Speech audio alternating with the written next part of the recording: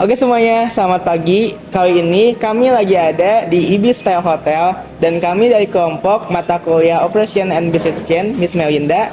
Ada saya sendiri, Alfat Muhammad Syakribil Haj, dan ada sahabat saya, Igi Darian, dan ada Safio juga yang sedang merekam kamera.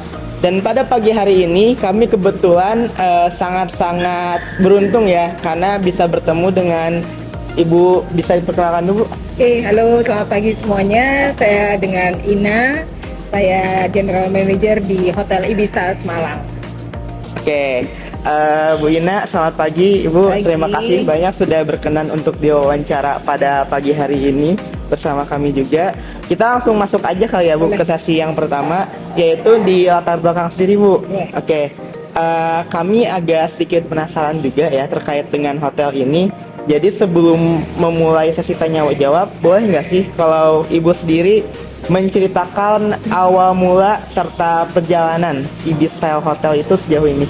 Oke, terima kasih. Jadi untuk informasi teman-teman semua di sini, hotel ini berdiri atau mulai operasional itu dari tanggal 21 Januari 2014. Jadi sudah 10 tahun lebih ya, kita memasuki tahun ke-11. Jadi seiring perjalanan hotel ini dari awal berdiri sampai hari ini, kita sebagai salah satu properti dari grup Accor Hotels ya, untuk level ekonomi hotel ini di sini cukup dikenal ya di lingkungan Malang Raya ini. Karena satu, kita juga location wise ya, kita ada di poros jalur utama Malang Surabaya. Lalu yang kedua adalah kita salah satu hotel propertinya dari Accor ya. Accor ini adalah salah satu chain hotel terbesar di dunia. Untuk saat ini di Indonesia sendiri sudah ada 130 hotel dengan berbagai brand, mulai dari hotel budget sampai luxury gitu. Jadi kalau untuk Hotel Ibis Style Malang sendiri, ini bagian dari Ibis Family. Jadi Ibis Family itu ada 3, Ibis Budget dengan logo bantal biru, ada Ibis yang merah itu yang standardized, dan satu lagi adalah Ibis Style Malang dengan logo bantal warna hijau. Ya, jadi itu kriterianya seperti itu. Nah, sebagai bagian dari kelas ekonomi, kita ada di rating hotel bintang 3. Ya, jadi untuk fasilitasnya segala macam itu adalah menyesuaikan dengan standarisasi hotel bintang 3. Hotel ini terdiri dari 150 kamar. Ya, kita punya 3 tipe kamar, yaitu superior, deluxe, dan juga family room. Ya, dari 3 tipe kamar ini sebetulnya yang favorit untuk teman-teman stay di sini biasanya itu untuk di tipe kamar family ya, karena kita boleh dibilang Malang ini kan salah satu destinasi wisata ya, betul. Ya. Jadi selain untuk berbisnis di sini juga banyak orang yang untuk leisure purpose-nya datang ke Malang. Dan terutama minggu-minggu ini ya, teman-teman juga mungkin sudah libur sekolah ya. Betul. Jadi banyak family yang visit ke sini, dan terutama juga kalau okupansinya setiap weekend itu pasti juga banyak family gitu. Cuman ya memang kita tidak terlalu banyak family room karena ini kita tipe hotelnya adalah combine antara bisnis dengan leisure. Jadi combine hotel, tidak bisnis saja atau tidak leisure saja. Jadi kita bisa mengakomodir kebutuhan untuk berlibur, tapi kita juga bisa mengakomodir kebutuhan untuk bisnis. Ya, jadi untuk meeting, conference dan lain sebagainya itu bisa diadakan di sini. Gitu. Nah, itu kurang lebihnya profilnya hotel kita. Nah, hotel kita juga punya fasilitas selain kamar, itu kita ada restoran di sini. Restorannya semi terbuka, jadi kita sangat mendukung untuk eco green ya, mengurangi penggunaan energi listrik. Lalu kita juga punya fasilitas kolam renang, itu ada di lantai 2, dan fasilitas gym juga ada di lantai 2. Selain itu di lantai 1 kita ada meeting room. Gitu. Jadi meeting roomnya itu kita ada 4 ruangan yang bisa nanti bisa disekat ataupun bisa digabungkan jadi satu. Jadi itu bisa meng-cater kebutuhan bisnis juga. Kurang lebihnya itu sih profilnya hotel ini. Oke, Ibu Gitu. terima kasih Bu udah menjelaskan dulu tentang latar belakang dan perjalanan hotelnya. Tadi dari 2011 ya Bu? 2014. Oh, 2014 ya? Masuk tahun ke-11. Masuk tahun ke-11. Oke. Nah, Ibu kembali lagi ke pertanyaan yang kedua ya Bu.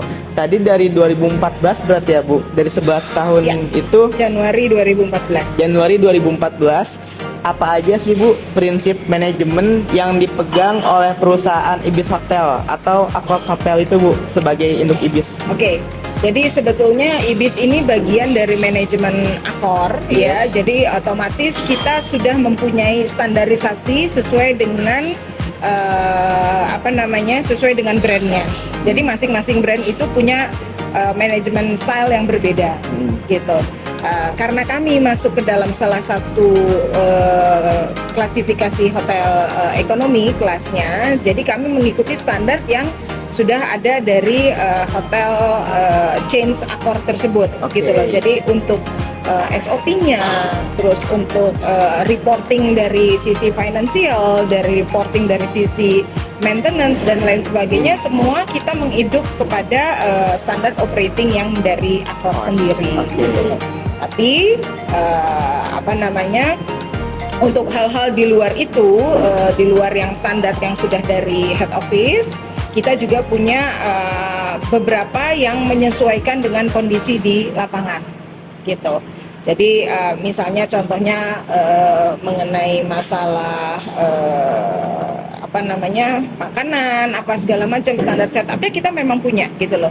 Tapi karena kita ada di daerah dan kita ada daerah tujuan wisata, jadi menu-menu kita mungkin kita ada sediakan menu untuk makanan tradisional seperti itu. Padahal konsepnya manajemen stylenya kita itu pakemnya misalnya sudah ada breakfast, ini range-nya harus ada ini gitu. Tapi karena kita ada masing-masing kita kan sudah tersebar di seluruh dunia ya. Yes. Jadi nanti di Eropa menyesuaikan sana, di Indonesia menyesuaikan seperti apa. Intinya untuk yang menjadi core bisnisnya kita, manajemennya itu kita satu. Oke. Gitu loh. Tapi ada beberapa yang menyesuaikan dengan kondisi sendiri. Berarti Bu value manajemennya itu satu ya? Satu. Sama Akros. Satu. Wah, cukup menarik juga ya Bu. Saya juga baru tahu kos banyak itu ternyata ya. Ya. Terus, oke, berikutnya lanjut ke sesi tentang planning, organizing, leading, and controlling juga. Nah, untuk Ibu sendiri sebagai orang yang berkecimpung di dunia perhotelan, apa aja sih Bu sekiranya yang sangat urgent atau penting bagi Ibu sebagai GM, General Manager Ibis, untuk diutamakan atau dalam perencanaan sebuah hotel gitu. Apakah itu pelayanan atau produk atau lokasinya? Oke. Jadi kalau untuk di manajemen operasional itu kita semuanya keterkaitan ya. Kita tidak bisa memprioritaskan hanya servis saja. Oke. Tapi produknya kualitasnya tidak baik, nggak bisa, gitu kan? Jadi antara servis, produk dan organizing dengan masalah pembiayaan, masalah profit, masalah security, safety itu semuanya berkaitan. Oke. Gitu loh. Jadi tidak melulu hanya ya betul. Kalau kita dari sisi bisnis pasti yang dicari adalah profit. Betul. Ya kan? Tapi profit ini didapat dari mana? Profit itu kan akan bertambah atau akan kita dapatkan seiring dengan effort yang sudah kita kerjakan. Iya. Ya, kita punya produk. Kalau kita tidak punya strategi atau kita tidak punya planning, ini produk mau diapain? Iya kan? Betul. Nah, kita perlu untuk menganalisa pasar. Needs-nya seperti apa? Demand-nya seperti apa di lapangan? Ya kan? Yes. Karena kita nggak mungkin, mindset-nya kita pokoknya ini saya mau ngejual produk A ke pasar. Sementara demand-nya tidak ada. Yes. What for? Iya, Ya kan? Nah, itu yang harus kita lihat. Jadi kalau dilihat mana dulu sih yang penting, mana dulu yang priority, itu kita harus bisa menganalisa situasi baik itu secara internal maupun secara eksternal. Oke. Gitu loh. Kalau kita hanya menganalisa masalah internal saja, kita merasa oh ini produk ini sudah bagus, sudah baik, ini bisa dijual nih. Tapi ternyata di lapangan nggak seperti itu. Ya kan? Iya, betul. Nah, akhirnya kan itu tidak menjadi produk yang sellable. yang tidak bisa dijual. Dalam artian kita sudah put our effort di situ, bikin produk kan itu pasti ada ininya ya, Yes. ada biayanya, ada energinya, ya kan? Ada kita taruh pemikiran kita nanti ininya seperti apa.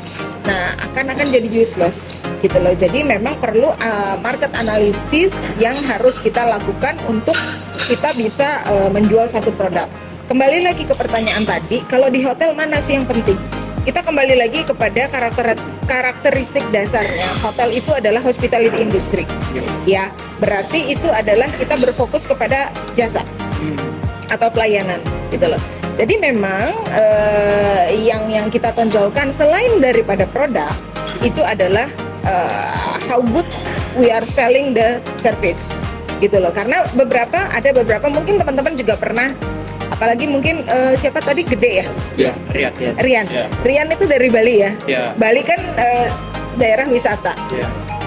Ada mungkin hotel yang sebenarnya sederhana sekali, tapi rame orang di situ. Kenapa? Karena hospitality-nya, Iya, iya. karena servisnya yang baik, karena cleanliness-nya, seperti itu. Ada juga hotel yang bagus misalnya, tapi nggak laku. Padahal itu semuanya bagus. Tapi kenapa? Ya karena nggak ada hospitality touch atau tidak ada personal touch pada saat kita stay di situ. Kan orang juga nggak mau datang gitu loh. Nah, jadi kembali lagi pada core bisnisnya kalau di perhotelan itu adalah hospitality industry. Jadi ya itu yang lebih kita utamakan.